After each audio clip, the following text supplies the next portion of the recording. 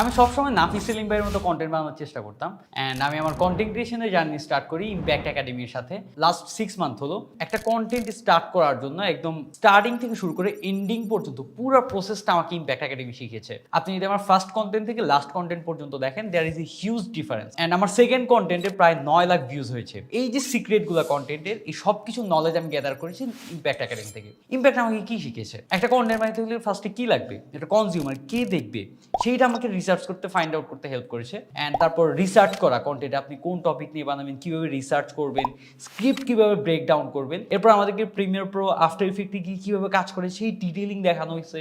একটা থাম্বনেইল কীভাবে একটা অডিয়েন্সকে হুক করে সেইটার ডিটেইলিং দেখানো হয়েছে। এই জার্নিটা আমার জন্য একটা রোলার কোস্টার রাইড ছিল, মানে I enjoyed A lot. Morally একটা কন্টেন্টের A to Z পর্যন্ত কীভাবে করা হয় সেটা থিওরিটিক্যালের পাশাপাশি আমাদেরকে প্র্যাকটিক্যালিও দেখানো হয়েছে। এর ফলে আমার কন্টেন্ট ক্রিয়েশন জার্নি আরও অনেক বেশি ডেপথ এসেছে, আরও অনেক বেশি স্মুথ হয়ে গেছে। অ্যান্ড জাস্ট অনলি নলেজের পাশাপাশি আমি একটা ভালো নেটওয়ার্কও বিল্ড করতে পারছি। স্টিল এখনো নাফিস ভাইদের থেকে আমি ব্র্যান্ড ডিল পাচ্ছি, ইম্প্যাক্ট একাডেমির রিসোর্স ইউজ করতে পারতেছি।